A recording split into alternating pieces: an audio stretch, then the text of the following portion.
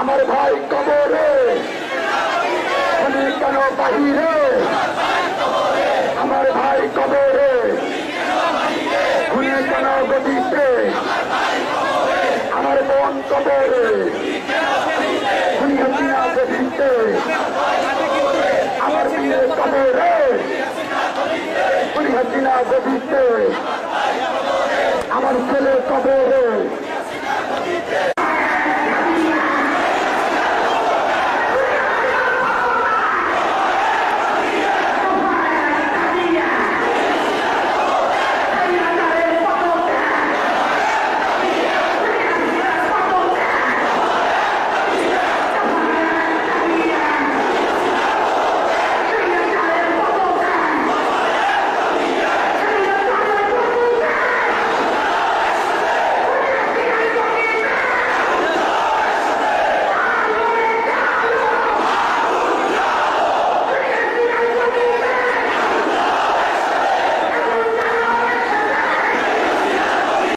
কল্পনা করা যায় স্যার। আমি ব্যক্তিগতভাবে স্যার কি করলাম আমি জানি না।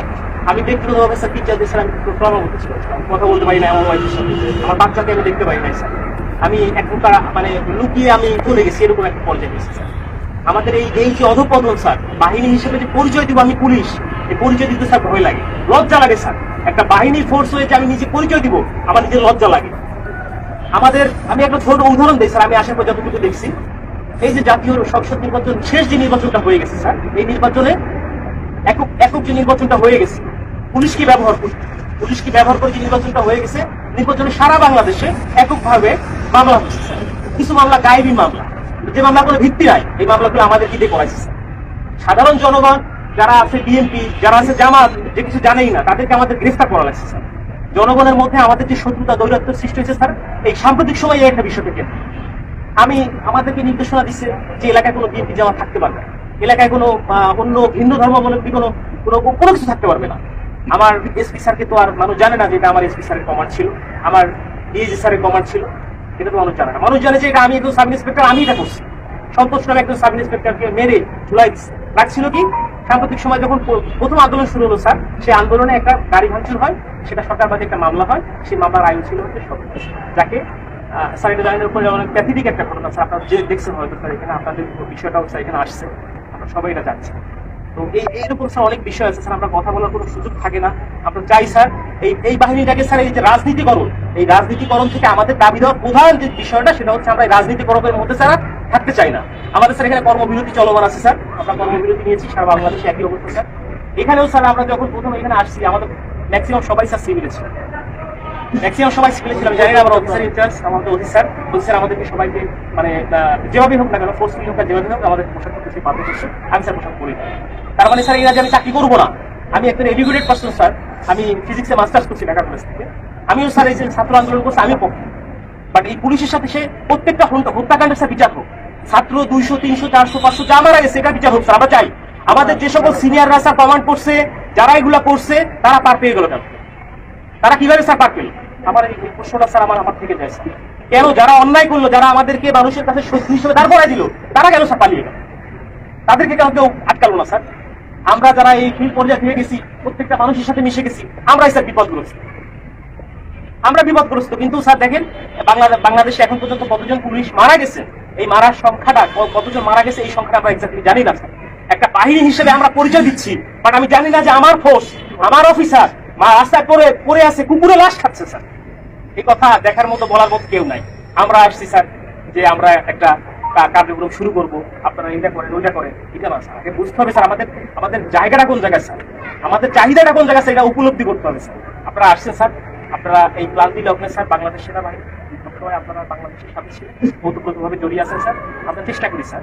এখন আমার বন্ধু বান্ধব অনেকে আছে যারা আমাকে নিয়ে ঘৃণা করতো, আমাকে খোঁচা মারতো, পোক করতো, তারাই বলতেছে যে না দোষ চলে কাজ কর, শুরু কর, উপলব্ধি করতেছে স্যার।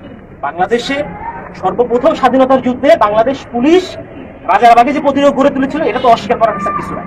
সারা বাংলাদেশে পুলিশের অবদান স্যার, অনস্বীকার যে অবদান, এটা অস্বীকার করার কোনো সুযোগ নাই। কিন্তু এই যে দলীয়করণ, এই দলীয়করণটা স্যার আমরা চাই। আমরা দলীয় কোনো করণের মধ্যে আমরা থাকতেই চাই না স্যার। আমাদের প্রধান পয়েন্ট হচ্ছে এইটা, আমরা চাই পুলিশ একটা নিরপেক্ষ স্বচ্ছ বাহিনী হোক। আমরা স্যার মানে আমরা যে এই যে ইউনিফর্মটা পরে রাস্তায় বের হবো, আমাকে অমুক দলের লোক তমুক দলের লোক আমাকে ব্যবহার করবে, আমরা এটা চাই না স্যার। আমরা এখান থেকে বের হয়ে আসতে চাই স্যার। এবং ছাত্র জনতা যারা মারা গেছেন, আমরা বলতেছি যে ঠিক আছে স্বাধীন হয়েছে দেশ, আমরাও একত্রতা প্রকাশ করি। আমরা কিন্তু পুলিশ কর্মবিরতি দিচ্ছি কেন? যে আমাদের পুলিশ মারা গেছে এটা না, আমরা চাচ্ছি যে সারা বাংলাদেশ যেভাবে সংস্কার হচ্ছে, আমাদের বাংলাদেশ পুলিশও ঠিক একই রকম ভাবে সংস্কৃত হয়ে একটা জনগণের পুলিশ হিসেবে আমরা প্রকৃত কাজ করতে হবে স্যার।